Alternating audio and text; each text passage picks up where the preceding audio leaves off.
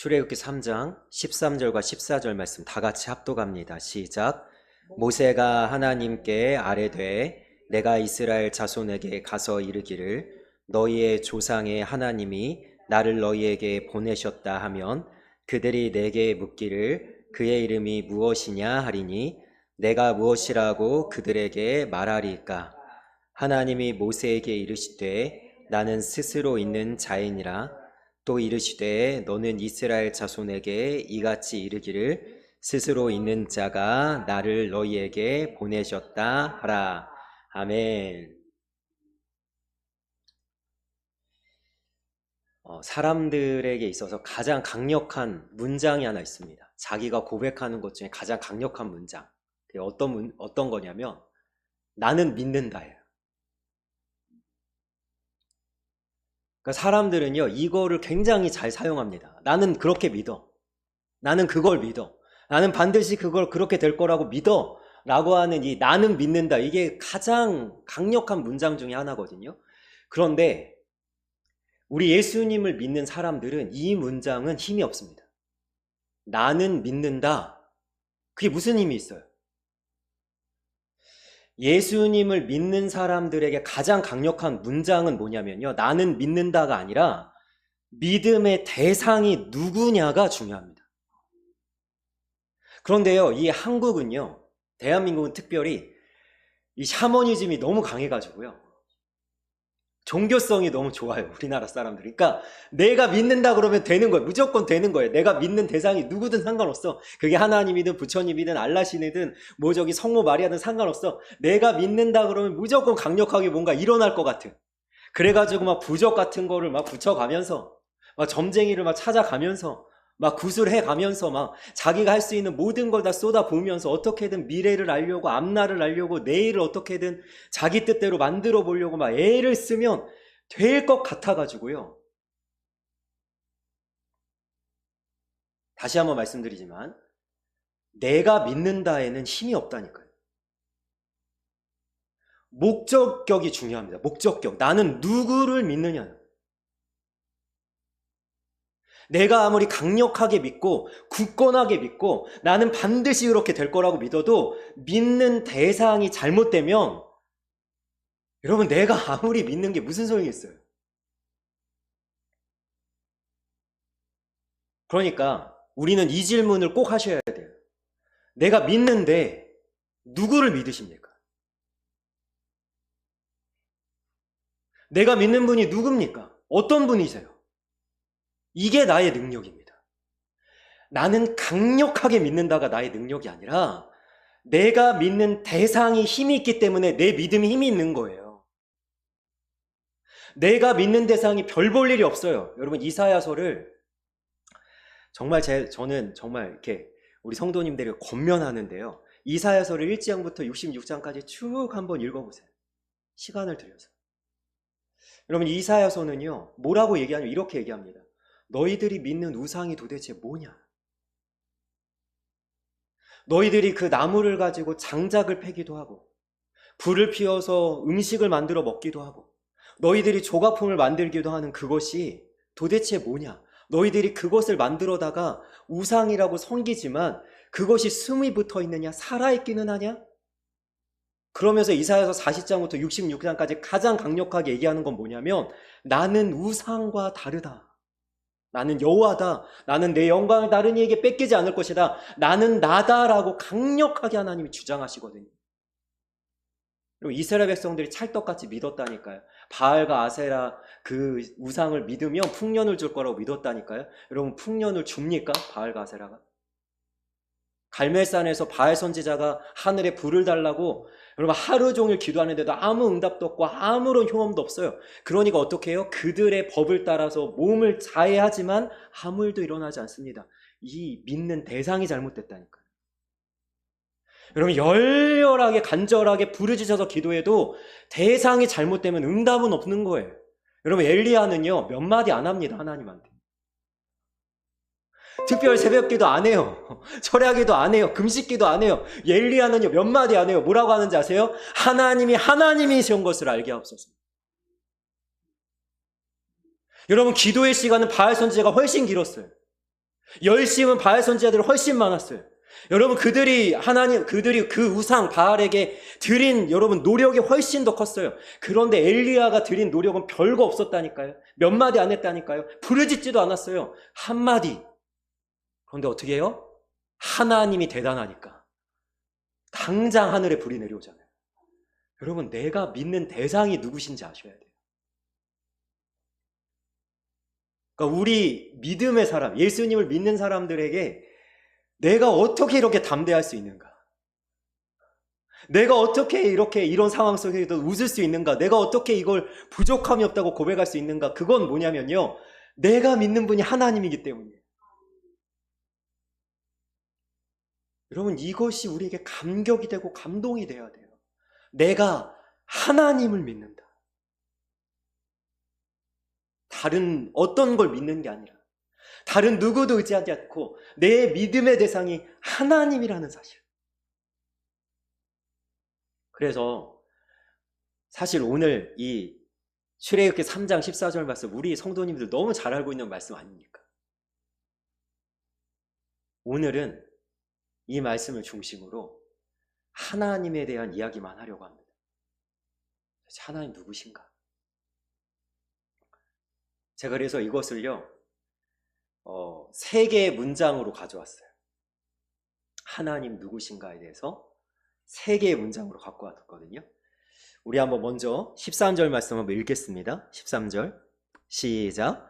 모세가 하나님께 아뢰되 내가 이스라엘 자손에게 가서 이르기를 너희의 조상의 하나님이 나를 너희에게 보내셨다 하면 그들이 내게 묻기를 그의 이름이 무엇이냐 하리니 내가 무엇이라고 그들에게 말하리까. 아멘. 여러분, 모세는요, 하나님을 만났죠. 떨기나무의 불에 그 떨기나무가 사그라들지 않는 것을 보고 놀랐죠. 하나님의 음성을 들었죠. 하나님이 지금 부르시고 애굽에 보내시죠. 그럼에도 불구하고 뭐예요? 믿음의 대상이 분명하지 않아요. 모세가 물어보는 거예요. 당신이 누구십니까?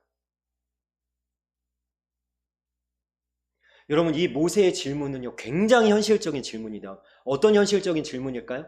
개인적으로는 이렇습니다. 모세는 바로의 공주의 아들로 애굽에서 지냈습니다. 권력이 있었어요. 힘이 있었어요. 40살에 하나님을 위해서 분연히 일어나 애굽에서 핍박받고 억압받는 자기 히브리 민족을 위해서 애굽 사람을 쳐 죽였을 때 하나님은 아무것도 하지 않았습니다. 그러니까 모세의 개인적인 경험이 뭐예요? 하나님한테 실망했습니다. 그리고 도망가서 40년을 지냈는데 하나님은 자기를 모른 척했고 하나님은 자기를 찾아오지 않았고 하나님은 한 번도 자기를 부르시지 않았어요. 이 40년의 시간이 하나님에 대한 의심을 키웠고, 그래서 모세가 묻는 거예요. 당신이 누굽니까? 여러분, 이건 모세만 던지는 질문이 아니라니까요. 우리가 하나님을 믿는데 현실이 힘들 때 우리 하나님에 대해서 의심하기 시작합니다. 왜요? 하나님 약속하셨잖아요. 내가 너 사랑한다. 내가 너와 함께한다. 내가 너를 참으로 도와주겠다. 그런데 내 현실을 보니까 모세처럼 어때요? 하나님이 안 돕는 것 같고 하나님이 손 놓은 것 같고 하나님이 아무것도 안 하는 것 같아서 우리가 이렇게 묻는 거예요. 당신이 도대체 누굽니까? 하나님이 나의 아버지시라면서요. 나 하나님의 아들, 딸이라면서요. 우리를 돌보겠다고, 보살피겠다고 내 모든 형편 아시는 주님 말씀하시지 않았습니까? 뭐 하십니까? 그리고 여러분, 이 모세의 질문은요, 민족적인 질문이에요. 모세는요, 하나님을 경험하지 못했습니다. 자기가 지금 알고 있는 하나님, 어떤 하나님이냐면 들은 하나님이죠. 어떤 들은 하나님?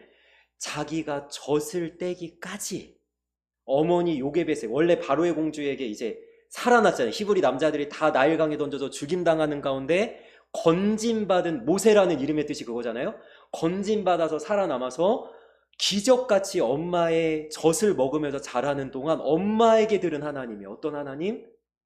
아브라함, 우리의 조상 아브라함에게 나타나셨던 하나님, 이삭과 야곱을 부르셨던 하나님, 하나님이라는 분이 계시다. 들었을 뿐이에요. 경험을 못했어요. 네, 이스라엘이 하나님의 백성이래요. 아브라함의 자손이래요. 하나님이 이 민족을 택하셨대요. 제사장 나라로 삼으시겠대요. 아브라함의 자손을 통해서 모든 민족을 복을 받게 하겠대요. 그런데 지금 우리 민족을 보니까 어떻게 되고 있어요? 애굽에서 노예 생활을 하고 있어요. 여러분, 우리가 대한민국이라는 나라를 볼 때, 저 북한에 억압받는 수많은 사람들을 볼 때, 여러분, 우리가 이란과 이스라엘이 전쟁을 하고 우크라이나가 러시아가 전쟁을 하면서 수많은 사람들이 죽어나갈 때 테러가 일어나고 지진이 일어나고 기근이 일어나고 해일이 일어나고 막 사람들이 범죄를 하고 막 여러 가지 사건들이 일어날 때 우리가 묻는 질문이 그거잖아요. 하나님은 없어. 수많은 불신자들이 목사인 저한테 묻는 질문이 바로 그거예요. 세상이 어떻게 이렇게 부조리합니까? 어떻게 하나님이 우리를 이렇게 내버려 둘 수가 있습니까? 세상에 어떻게 이렇게 그 악한 사람들을 이렇게 하나님 심판하지 않을 수 있습니까? 이게 우리의 질문 아닙니까? 모세가 똑같은 질문하는 거예요. 당신이 누굽니까? 하나님 누굽니까? 여러분, 나의 개인적인 경험을 뛰어넘는 게 하나님이세요. 우리의 민족적인 상황과 현실을 뛰어넘는 게 하나님이세요. 여러분, 하나님이 살아계셔도 그런 일이 일어날 수 있는 거예요. 여러분, 이런 일들이 벌어질 수 있는 거예요. 그러나 그것이 하나님이 살아있지 않다는 증거는 아니에요. 그럼 14절 말씀 읽어보겠습니다. 같이 읽습니다. 시작. 하나님이 모세에게 이르시되 나는 스스로 있는 자이니라. 또 이르시되 너는 이스라엘 자손에게 이같이 이르기를 스스로 있는 자가 나를 너희에게 보내셨다 하라. 아멘. 여러분, 하나님의 대답은 너무나 간단합니다. 나는 스스로 있는 자이니라. 여러분, 이것은 우리나라 성경으로는 의역을 좀 했습니다. 원래 히브리어 원어로는 이렇게 되어 있습니다. 나는 나다 라고 되어 있습니다. I am who I am. 이것이 무슨 의미죠? 제가 이제 하나님에 대해서 세 가지 문장을 말씀드리겠습니다. 첫 번째, 하나님 어떤 분이냐? 하나님은 계십니다. 믿으세요? 하나님 계신 걸 믿으셔야 돼요. 믿음이 없이는 하나님을 기쁘시게 못하나니 하나님께 나아가는 자는 반드시 그가 계신 것과 그가 자기에게 나오는 자들에게 상 주시는 이심을 믿어야 할지니라. 여러분, 하나님 계신 것을 믿는 것이 우리의 믿음의 시작입니다. 여러분, 하나님이 계신다라는 증거가 어디 있죠? 없으세요? 하나님이 계시다는 증거 없으세요? 여러분, 너무나 많은 증거를 저는 갖고 있어요. 여러분, 내가 증거입니다. 여기 서 있는 제가 증거가 아니라 우리 모두가 각자 자신이 증거예요. 왜 그런지 아십니까? 여러분, 이 시대는 과학의 시대라고 해요. 최첨단 시대라고 합니다. 이성주의 시대라고 합니다. 포스트 모던주의 시대라고 합니다. 여러분, 이 시대를 지탱하는 가장 중요한 명제 하나가 뭔지 아세요? 그 뭐냐면 원인이 있어서 결과가 있다는 거예요. 여러분, 우리가 뭐 반도체다, AI다, 뭐 골치 아픈 이야기 하지만 여러분, 그 토대, 컴퓨터가 돌아가고 여러분, 정말 우리가 이해할 수 없는 모든 그 첨단의 작업들이 다 이루어지는 모든 그 기초는 뭐냐면요, 원인이 있어야 결과가 있다는 거예요. 여러분, 이게 과학주의, 이성주의의 가장 근본적인 명제 아닙니까? 그러면 생각해 봅시다. 내 존재는 지금 존재하잖아요. 내 존재에 대해서 의심하는 분 계세요? 존재하는 걸 어떻게 의심합니까? 내 존재는 결과죠. 원인이 있겠죠. 누구죠, 원인이? 네, 이제 하나님까지 갈 건데. 자, 하나님까지 안 가니까 문제예요. 자, 하나님까지 갈 건데 뭐라고 얘기합니까? 사람들이 엄마 아빠라고 얘기하고 할아버지 할머니라고 얘기하고 증조 할머니 증조 할아버지라고 얘기하고 올라갑니다. 올라가요. 쭉 올라가요. 그래서 어디까지 올라갈 거예요? 원숭이까지 올라갑니까? 여러분, 놀랍게도 이 과학은 뭐라고 얘기하냐면, 세상은 뭐라고 얘기하냐면 우연이라고 얘기합니다. 너 지구가 어떻게 생겼는지 알아? 우연히 생겼어. 빅뱅으로. 그러니까요, 과학주의가, 이성주의가 뭐라고 얘기하냐면 성격이 비이성적이래요. 비과학적이래요. 죄송해요. 제가 이렇게 표현할게요. 지들이 가장 비이성적인데 자기들이 가장 과학적이고 이성적이라고 하면서 뭐라 그래요? 성경이 가장 비이성적이래요. 여러분, 우연히 생겼다고 하는 게 비이성적인 거죠. 우리가 가장 과학적이고 가장 이성적이에요. 우리는 뭐라 그럽니까? 원인이 있잖아. 거슬러 올라가면 가장 올라가서 가장 최초의 원인도 없이 존재하는 진짜 본질이 되고 원인이 되는 그분이 계시다. 여러분, 이게 가장 이성적인 거 아니에요? 원인이 있어야 결과가 있다면서요. 그게 과학이라면서요. 이성이라면서요. 그러면 그 원인을 우리는 뭐라 그래요? 태초에 하나님이 천지를 창조하셨느니라. 원인이 하나님이라는데 내 원인이 하나님이라고요. 그런데 세상 사람들, 하나님 안 믿는 사람들 뭐라고 하는지 아세요? 덮어둔다니까요. 네 원인이 뭐야? 우연히 생겼어.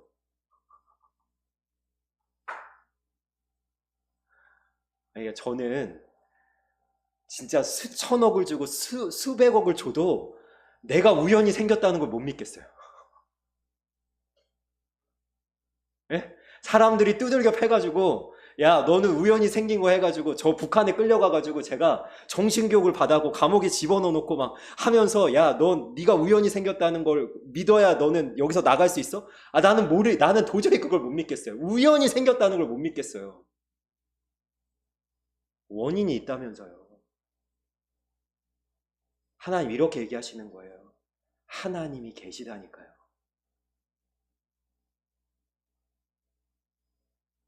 저는 바울이 이야기하는 그 답답함이 느껴져요. 왜 죽은 자가 살아나는 것을 못 믿을 것으로 여기시나이까? 저는 답답해요. 왜 그 원인의 원인이신, 원인 없이 존재하시는 존재 자체이신 하나님이 계시다는 걸 왜 못 믿을 것으로 여기냐고요. 그렇게 이성적이고 과학적이라는 사람들이. 제가 소요리 문답을 하면서 말씀드리지 않았습니까? 여러분, 이 성경은, 하나님은 비성이 아니고 비과학이 아니라 초과학이고요. 초이성이에요. 제가 답답함으로 여러 번 말씀드리잖아요. 여러분, 홍해를 가르지 못하는 하나님 못하러 믿느냐고요. 무리를 걷지 못하시는 예수님 어떻게 못하러 믿냐고요. 오병이어 기적을 일으키지 못하니 예수님 못하러 믿냐고요. 여러분, 사람들은 이성적인 것만 믿겠대요. 이성적인 하나님 못하러 믿냐고요. 그걸 넘어서니까 하나님을 믿는 거 아니에요? 여러분, 왜 우리가 하나님께 기도합니까? 왜 이 시간 예배합니까? 왜 하나님께 우리가 부르짖으면서 하나님께 소원을 아뢰입니까? 내 힘으로 못하는 걸 하나님이 하실 거잖아요. 그래, 그분이 어떤 분이냐니까요. 그 계시는 하나님? 존재 자체이시고. 그리고 어떻게 하신다고요? 모든 만물을 존재케 하십니다. 이게 놀라운 거예요, 이게. 스스로 있는 자 아니라 무슨 뜻이에요? 나는 존재하고 또 어떻게 한다? 모든 것을 존재하게 한다. 여러분, 이스라엘 사람들은요, 우리는 하나님이라고 하지만 이스라엘 사람들은 하나님을 부르는 이름이 여러 가지가 있습니다. 그 중에 여러분, 이스라엘 사람들은요, 성경을 필사를 했거든요. 예전에는 이제 이 인쇄술이 발달이 안 됐잖아요. 그래서 필사를 할 때 어떻게 하냐면요, 야훼라는 이름을 안 씁니다. 이 야훼가 하나님이거든요. 우리는 여호와라고 하는데 이게 너무나 경외심이 있어가지고 두려워서요, 야훼를 안 써요.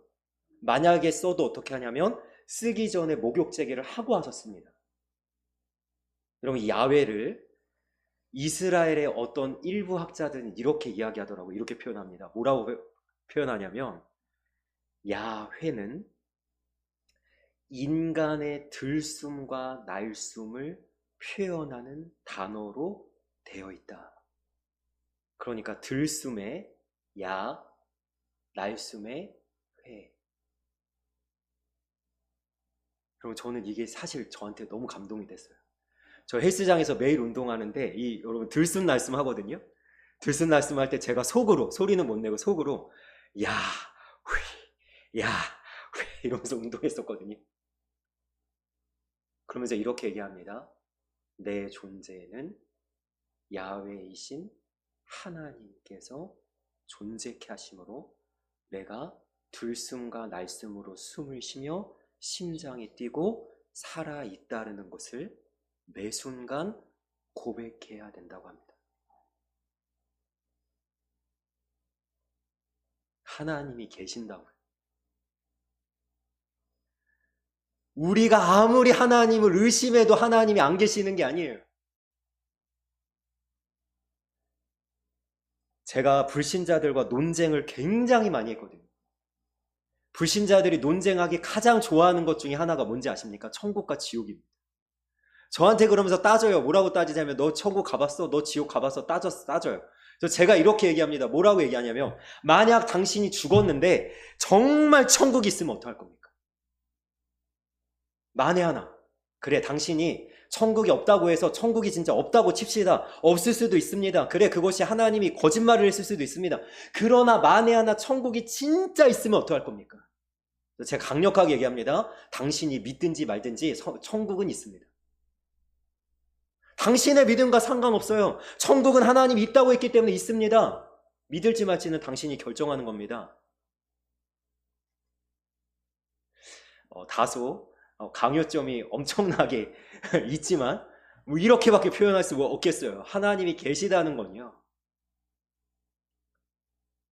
이 천지 만물이 모든 것이 다 증거하고 있어요. 원인이 있다면서요. 그런데 여러분, 이 두 번째 문장이 더 중요한데요. 하나님이 계시기만 하다면 우리랑 무슨 상관이 있어요?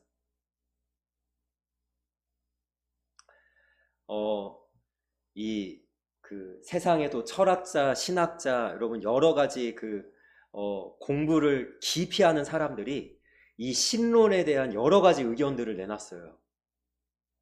그러니까 신이 있다는 건 난 인정하겠어. 그러나 신은 이런 존재야 라고 하는 여러 가지 이야기들 중에 여러분 가장 우리가 경계해야 될 것 중에 하나가 이신론입니다. 이게 뭔지 아세요? 하나님은 천지를 만들어 놓고 상관하지 않아. 사람들이 어떻게 하든 세상이 어떻게 돌아가든 하나님은 관심이 없어요. 이게 이신론이거든요. 여러분 두 번째 문장 기억하십시오. 하나님은 계신데, 두 번째, 하나님은 아십니다. 뭘 아실까요? 나를 아십니다. 말씀 한번 읽어볼까요?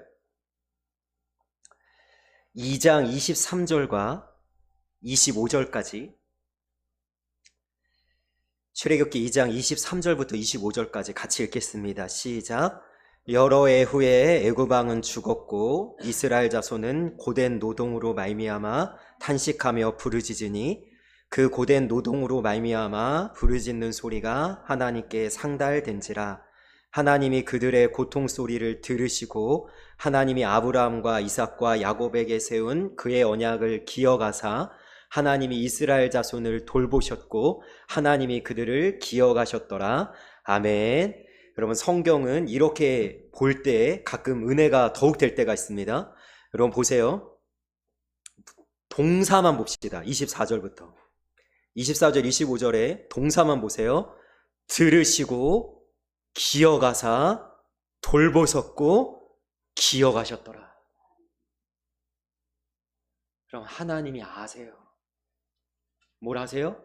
400년 넘게 애굽에서 노예 생활하면서 고통 가운데 부르짖는, 억압을 당해서 너무나 슬프고 아프고 또 남자아이들이 다 태어나자마자 나일강에 던져줌으로 인해서 어머니들과 아버지들이 그 울부짖는 소리를 하나님이 다 아시고 계세요. 여러분 하나님이 아세요. 여러분이 하나님이 아신다는 사실이 얼마나 저에게 위로가 되는지 몰라요. 여러분 저는 아무한테도 이야기하지 못하는 아픔들이 있어요. 저의 고민들이 있어요. 근심들이 있어요. 두려움이 있어요. 저랑 가장 가까이 지낸 사람에게조차도, 수십 년 같이 지내온 사람들에게조차도 털어놓을 수 없고 말할 수 없는 여러분 그런 문제들, 그런 어떤 나의 트라우마, 나의 감추고 싶은 어떤 그런 비밀들이 있어요. 여러분 그런데 하나님이 나를 아세요.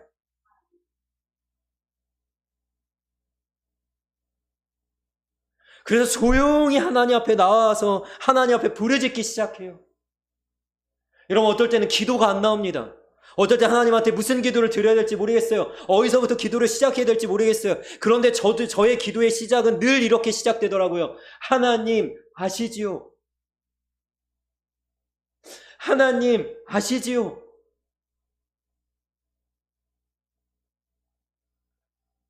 그냥 이 8글자 고백하는데 눈물이 쏟아지기 시작합니다. 왜냐하면 하나님이 아시더라고요. 내가 얼마나 괴로워하는지, 내가 얼마나 울고 싶은지. 하나님이 나를 존재하게 하셨지만 나의 존재 자체가 흔들리는 것 같고, 정말 이 세상에 내가 왜 태어났는지, 왜 살아가야 되는지, 목적도 이유도 다 잃어버린 것처럼 표류하는 배처럼 떠밀려 내려가는 그러한 처량하고 처참한 나의 모습을 보면서 하나님 앞에 고백할 수밖에 없는, 하나님 아시죠? 여러분, 누구에게도 말할 수 없어서 답답함도 있지만 때로는요, 목회하면서 이런 답답함도 있어요. 우리 성도님들을 제가 다 몰라요.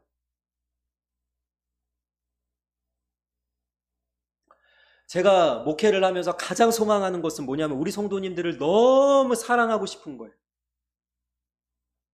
제가 현재형으로 말씀드려야 되는데 현재형으로 담대하게 말씀을 못 드리는 거예요. 제가 이미 사랑하고 있습니다 이렇게 말씀 못 드리는 거예요. 저는 잘 사랑이 안 돼서 우리 성도님들을 지극히도 사랑하고 싶어서 우리 성도님들을 알고 싶은데 제가 어떻게 성도님들을 다 압니까? 다 몰라요. 그래서 어떻게 하냐면 우리 성도님들을 향해서 기도할 때도 이렇게 하나님한테 고백합니다. 하나님 아시죠? 오늘 우리 성도님이 왜 표정이 안 좋으신지, 뭔가 말 못하는 게 있는 것 같은데 왜 말을 못하고 계신지, 하나님, 저가 뭔가 슬픔과 눈물 가운데 있는 것 같은데 하나님, 저는 짐작만 할 뿐, 그런 일이겠거니 생각만 할 뿐, 저는 다 알지 못하지만 하나님 아시지요. 저는 할 수 있는 게 별로 없어요. 하나님이 아세요. 우리 성도님들 한 분 한 분을 아세요. 여러분, 제가 여러 번 말씀드렸는데 시편 139편 제가 너무 좋아한다니까요. 하나님이 나를 아시되 어떻게 하냐면 나의 모든 생각을 감찰하시고 나의 혀의 말을 알지 못하시는 게 없으시며 나의 모든 행위를 익히 아시오니 나의 앞뒤를 두르시고 내가 모태에 짓기 전부터 나를 조직하셨나이다.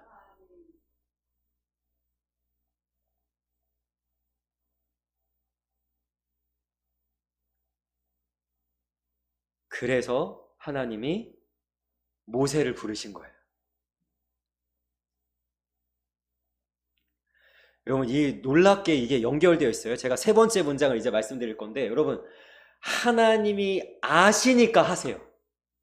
여러분, 세 번째 문장은 뭐냐면 하나님이 하시거든요. 그런데 하나님이 하실 때는 왜 하시냐면 아시기 때문에 하세요. 하나님은 모르고 하시는 경우가 없어요. 하나님은 알고 하세요. 뭘 하시냐면 모세를 부르세요. 그리고 이 애굽에다가 모세를 보내세요. 그리고 모세를 향해서 이렇게 얘기하는 거예요. 이스라엘 백성이 부르짖는 소리를 내가 들었다. 이제는 가만히 놔두지 않을 것이다. 400년 넘게 이스라엘을 억압한 바로의 손에서 내가 그들을 건져내고 너를 통해서 이스라엘을 구원해내리라. 내가 이제는 하리라. 하나님 말씀하세요. 여러분, 하나님은 하십니다. 나를 아시기만 하면 무슨 소용이 있을까요? 아무것도 안 하신다면. 내가 죄가 있기 때문에 지옥에 떨어질 걸 아세요. 그런데 하나님이 아무것도 안 하시면 나는 지옥 가잖아요. 근데 하나님은 그렇게 우리를 놔두시지 않는다니까요.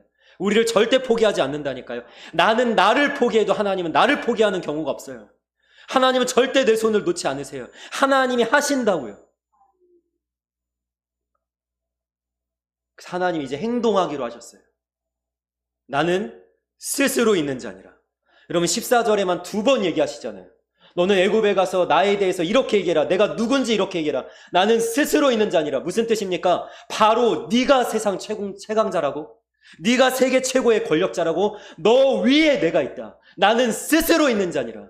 네가 왕이 아니라 내가 진정한 왕이다. 너에게 권력을 준 것도 나다. 네 위에 내가 있다. 하나님 선언하게 만드시는 거예요. 여러분, 바로가 혼쭐 나지 않습니까? 감히 하나님보다 자기가 세다고 하나님의 백성을 보내지 않음으로 말미암아 바로가 혼쭐 나는 것이 이제 펼쳐지는 거예요. 하나님이 하나님 되시는 사건이에요. 그래서 하시는 거예요. 여러분, 저는 사실은요, 오늘 하루 굉장히 신나 있고요. 굉장히 들떠 있어요. 근데 제가요, 저녁이 돼가지고 왜 그런가 가만히 생각을 해봤거든요. 왜 그런가? 가만히 생각을 해봤더니 화장실 공사가 시작돼서 제가 신나 있는 거예요. 저희 교회가요, 처음에는요, 괜찮았어요. 쭈그려 앉아서 사용하는 화장실이 괜찮았어요. 왜냐면요, 그때 우리 교회가 처음 시작됐을 때는 왜 그런지 모르겠지만 애기 엄마들이 좀 많이 오셨어요. 그래서 대부분의 성도님들이 저보다 어렸어요. 괜찮았어요.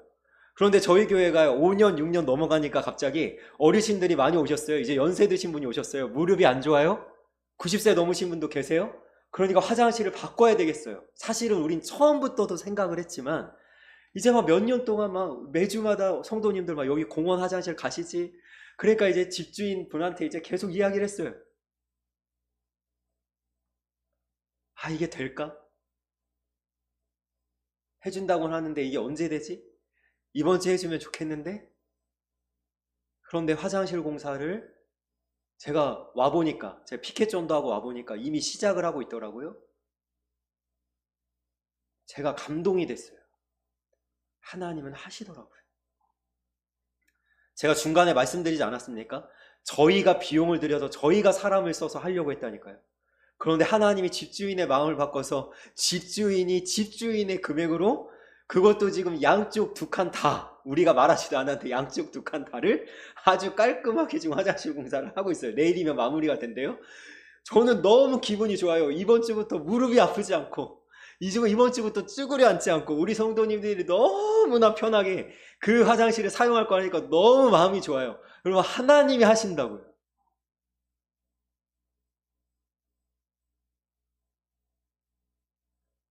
그리고 하나님이 하실 거니까 저는 권면합니다. 하나님한테 맡기셔야 돼요. 저희 지난주에 성경 공부 기억하세요?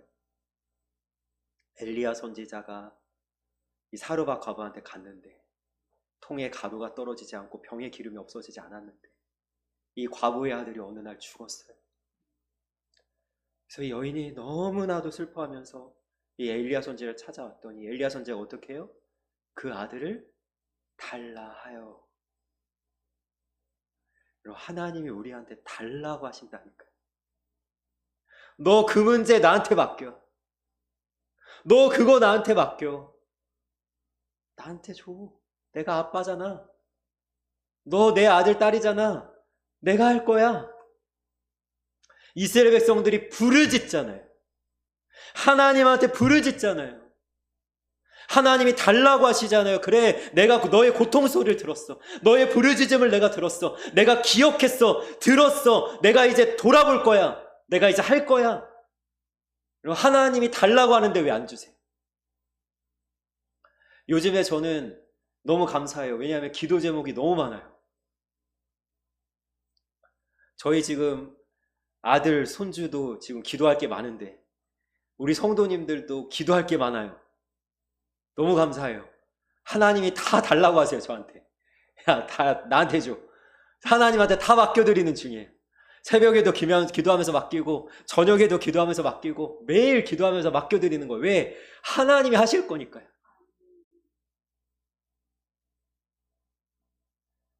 여러분, 인생이 내 뜻대로 안 될 때가 너무 많아요. 내 생각대로 안 풀릴 때가 너무 많아요. 여러분 경험해 보셨잖아요. 여러분 어떨 때는 돌아가는 것 같고 어떨 때는 가시밭길을 통과하는 것 같고 지난주 주일에도 말씀드렸잖아요. 인생은 항해라고 언제 맞바람이 불어오고 언제 여러분 거센 풍랑이 몰아칠지 모르는 게 인생인데 여러분 그때 어떻게 하실 거예요? 하나님한테 맡기세요. 예수님이 무리를 걸어서라도 오셔서 풍랑을 잠잠케 하실 줄 믿습니다. 여러분, 하나님은 그렇게 하실 수 있는 분이에요. 여러분, 이 세 개의 문장을 기억하시길 원합니다. 하나님은 계십니다. 하나님은 아십니다. 하나님은 하십니다. 나는 스스로 있는 자 아니라 하나님이 선언하고 계세요. 여러분, 그것을 믿으세요. 하나님이 계십니다. 하나님이 나를 아십니다. 하나님이 나를 위해서 하십니다.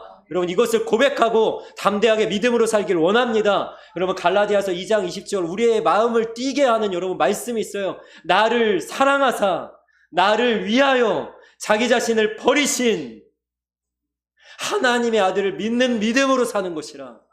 나를 사랑하사. 하나님이 왜 계실까요?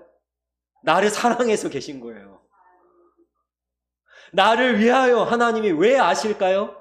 나를 위하여 아시는 거예요. 나를 얼마나 세밀하게 살펴보시는지 몰라요.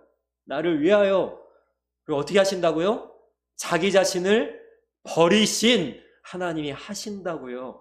얼마나 사랑하시면 자기 자신을 버리세요.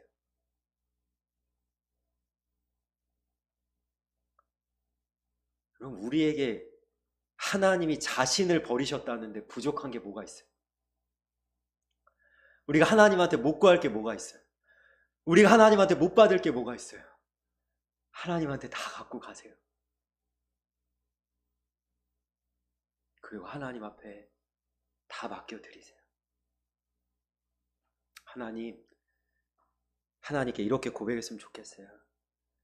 나는 하나님을 믿습니다.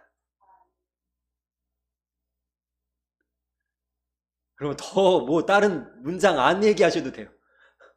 이게 그냥 우리의 기도의 전부예요. 나는 하나님을 믿습니다. 그게 끝이야. 스스로 있으신 하나님이 계시고 아시고 하실 거야.